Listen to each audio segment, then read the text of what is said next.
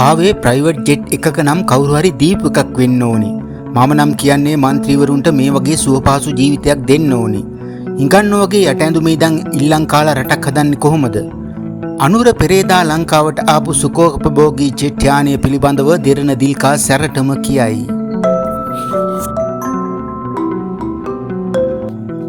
වියට්නාමයේ සංචාරයකට ගිය ජනපති අනුර කුමාර දිසානායක මහතා පෙරේදා දින හදිසියේම ලංකාවට පැමිණියේ ඡන්දය භාවිතා කිරීමට අවශ්‍ය බවට වියට්නාම් රජයට දැනුම් දීමෙන් අනතුරුවයි. ඔහු පැමිණියේ අතිසුඛෝපභෝගී ජෙට් යානාවක වීම නිසා සමාජ මාධ්‍ය පිළිබඳව දැඩි කතාබහකට ලක්ව තිබුණා.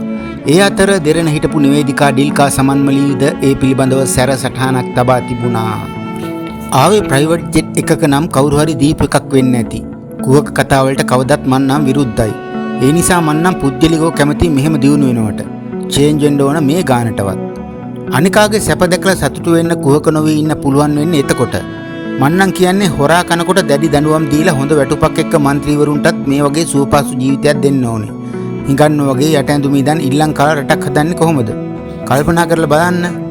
ජනුවෙන් ණය පවසනවා. ලෙගසි 600 නම් වූ අති සුඛෝපභෝගී ජෙට් යානයෙන් පැමිණීම හේතුවෙන් ඇය මෙසේ පවසා තිබුණත් එය ලංකාවේ රජයෙන් වියදම් නොකළ එකක් බවත් වියට්නාම් රජයෙන් එය ලබා දී ඇති බවත් මේ වන විට තහවුරු වනවා.